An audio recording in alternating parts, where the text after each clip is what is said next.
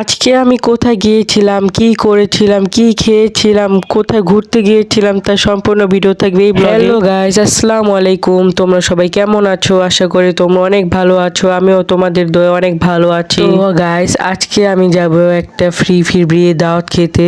শুনতে একটু খারাপ লাগলো, এটাই সত্য গাইস। দেখেন, আমি একটা স্যান্ডেল পরে গিয়েছি আর একটা পুরো একটা ট্রাউজার পরে গিয়েছিলাম। আমি এটা একটা চ্যালেঞ্জ নিয়েছি যে আমি আজকে ফ্রি বিয়ে দাওয়াত খেতে যাব, তা আবার সম্পূর্ণ একা। তো আমি যাইতাছিলাম রিক্সা দিয়ে যাওয়ার সময় মনে মনে ভাবতাছি, যদি আমি ধরা পড়ে যাই, যদি আমার কিছু হয়ে যায়, যদি আমার কিছু কেউ বলে। তো আমি ফাইনালি চলে আসলাম, আমি মনিহার সেন্টারে আসলাম। তো এই সেন্টারে আমাদের এলাকায় একটু জনপ্রিয় একটা সেন্টার। তো আমি হাঁটি হাঁটি পাপ খাওয়া করে একটু সামনে গেলাম। সামনের দিকে অনেকজন দাঁড়া আছে, তো আমার মনে মনে একটু ডর লাগতেছিল, যদি কেউ আমাকে ধরে ফেলে বা কেউ জিজ্ঞাসা করে তুমি কার সাথে আসছো, তুমি কেন আসছো, কোথা থেকে আসছো। আমার তো মনে ডর লাগতেছিল। তারপর আমি মনেকে একটু শান্ত করলাম, যেহেতু আমি এটা চ্যালেঞ্জ নিছি, চ্যালেঞ্জটা তো আমার অবশ্যই পূরণ করতে হবে। তো আমি একটু উপরে যাব, উপরে যাইতেছি আস্তে আস্তে আস্তে আস্তে। দেখি মানুষজন অনেক কম, মানুষজন বেশি করে নেই তারা যারা আর কি অনুষ্ঠানটা করছে। তো আমি সামনে একটা টেবিল ফাঁকা পেয়ে গেছি, তো মানে একটা চেয়ার ফাঁকা পেয়ে গেছি। তো চেয়ার ভিতরে আমি বসে গেলাম। তো এদিকে একটা পুরো ফ্যামিলি বসছিল, তার মাঝখানে আমি বসছি। তো আমার অনেক শরম লাগতেছিল, কারণ এদিকে বেশিরভাগই মেয়ে আর দুই তিনটা ছেলে আছে। তো আমি শরমে কিছুই খেতে পারিনি। তো আমাদেরকে দিয়েছে এদিকে গরু মাংস, পোলাও, সালাদ আর রোস্ট আর টিক্কা। রোস্টটা আমি প্রথমে খেয়ে ফেলেছি, তো এখন গরু মাংস দিয়ে পোলাওটা খাবো। তো আমি একটুখানি নিছি, কারণ আমি একটুই খাই সবসময়। তো আমাদের খাওয়া দাওয়া শেষ, সোনার বাংলাদেশ। তো খাওয়া দাওয়া করে আমি একটু সামনে আসলাম। সামনে এসে বউ দেখি, বউ বেশ একটা সুন্দর, না কি যে বলবো তোমাদের। যাই হোক, আমি আমার চ্যালেঞ্জটা পূরণ করতে পারছি, এটাই অনেক। তো আমি এখন বাসার দিকে রওনা দিব। তো আমি আস্তে আস্তে নিচে চলে যাচ্ছি, দেখি এদিকে চুল নিয়ে রং ঢং করতেছে। মানি ওদের মানে বাসা থেকে সেজে এসো মন ভরে না, এদিকে এসো মানে রং ঢং করতে হবে।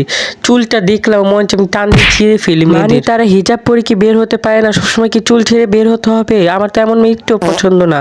তো আর কিছু করার নাই। তো এখন আমি বাসায় যাব। এখন আমি রিক্সা খুঁজতেছি, রিক্সা পাই না। তো আমি এদিকে একটু পান মশলা চাবাইতাছি। তো আমি যে সালামি মানে এদিকে গেছিলাম, তখন তো আমাকে কেউ জিজ্ঞাসা করে না তুমি কার সাথে আসছো। তো আমি ভালোই, কারণ আমি একটা স্মার্ট একটা ছেলে, তো আমাকে দেখে কেউ বুঝবেই না যে আমি অন্য জায়গা থেকে এসেছি। তো আমি চ্যালেঞ্জটা সাকসেসফুল করতে পারছি, এটাই আমার জন্য অনেক। তো আমি একটা ফাইনাল একটা রিক্সা পেয়ে গেছি। তো রিক্সা ভিতরে উঠে এখন আমি বাসায় যাব। তো বাসায় যাওয়ার সময় আমি খালি ভাবতাছি, তাদের এদিকে তো আরো অনেক আমার মতন আরো অনেক মানুষ আসতে পারে, তো আরো অনেক মানুষকে তারা ফ্রি খেতে দেয়। আমার মনে হয় আমি আপনাদের কথাটা বুঝে বলতে পারিনি, তো সরি। আর আমার গলাটা একটু খারাপ, তো আমি কথা একটু মানে আটকে আসতেছে। তো গাইস, আমি রিস্কালাম আমাকে টাকাটা দিয়ে এখন আমি বাসার দিকে রওনা দিব। তো বাসা যাওয়ার সময় দেখি রাস্তা যে বেহাল অবস্থা, রাস্তা উঁচা নিচা ভাঙ্গা টাঙ্গা কি অবস্থা করছে সরকারের ঘরে সরকার। তো এক হিসেবে ভালোই করছে, রাস্তা আমাদেরটা উঁচা হবে। তো আমি যাইতাছি বাসায় আর আমি ছাদে খেলতাছি। তো আমি দুইটা আইসক্রিম নিয়ে নিচ্ছি আমার বোনের জন্য। তো দেখো গায়ে সামনের রাস্তার কি অবস্থা, পাহাড়ের মতো উঁচা নিচা। আমার মনে হইতাছে কি আমি সাজেকের ভিতর আর কি ঘুরতাছি। তো ফাইনালি বাসার ভিতরে এসে পড়লাম, এখন উপরে যাব।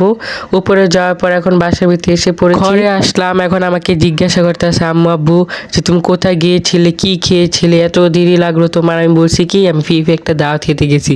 আমার মা বললো তোমাদেরকে আমি এই শিক্ষা দিয়েছি, তুমি ফি কেন দাওয়াত খেলা। তো গাইস, আজকের ব্লগটি এই পর্যন্ত। সবাই ভালো থাকবেন, সুস্থ থাকবেন, খুদা হাফেজ।